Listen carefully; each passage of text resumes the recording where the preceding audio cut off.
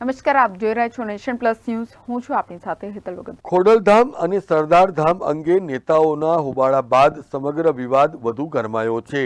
આવા સંજોગોમાં ખોડલધામના ટ્રસ્ટી દિનેશ બાંભણિયાએ મોટો ખુલાસો કર્યો છે. દિનેશ બાંભણિયાએ એક્સ ઉપર પોસ્ટ કરીને જયંતિ સરદારા ઉપર સમાજને બદનામ કરવાનું કાવતરું ઘડવાનો આરોપ લગાવ્યો છે.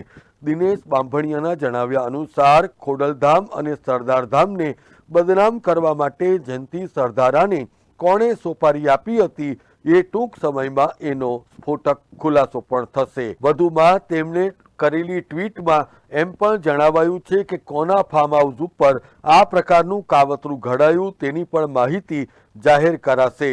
સમાજના ઉત્થાન માટે કામ કરતી પાટીદાર સમાજની ઉચ્ચ સંસ્થાઓ પૈકીની એવી ખોડલધામ અને સરદારધામ વચ્ચે નાહકનો વિખવાદ ઊભો કરવા માટે અને સમાજના બંને ઉચ્ચ સંગઠનોને બદનામ કરવા માટે જયંતિ સરદારાની ભૂમિકા શંકાસ્પદ હોવાનું દિનેશ બાંભણિયા જણાવી રહ્યા છે.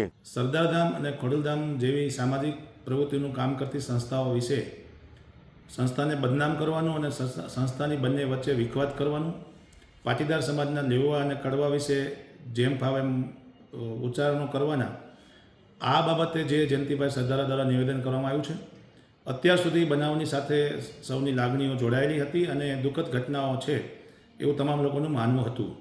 પરંતુ ગઈકાલના તપાસના અંતે એક ખૂબ જ ચોંકાવનારી માહિતી બહાર આવી છે કે આ સુનિયોજિત આ કાવતરું હતું અને ખોડલધામ અને સરદારધામની વિખવાદ વધે એના માટે જયંતિભાઈ સરદારાને આગળ કરવામાં આવ્યા છે અને જયંતિભાઈ સરદારા દ્વારા તમામ સંસ્થાના આગેવાનોને એક જાતનો અંધારામાં રાખીને સન્માનીય ગગજીભાઈ સુતરિયા અને શ્રી નરેશભાઈ પટેલને કઈ રીતે બંને વચ્ચે વિખવાદ થાય એનું આયોજનપૂર્વક એક કાવતરું ઘડવામાં આવ્યું હતું.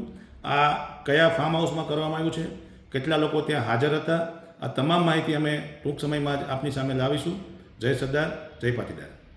Bureau report, nation plus news, Rajkot. સમાચારોના સતત અપડેટ મેળવવા માટે અમારી નેશન પ્લસ ન્યૂઝની યુટ્યુબ ચેનલને સબસ્ક્રાઇબ કરો, બેલ આઇકન દબાવો અને જોડાયેલા રહો ફેસબુક, ઇન્સ્ટાગ્રામ અને ટ્વિટર પર.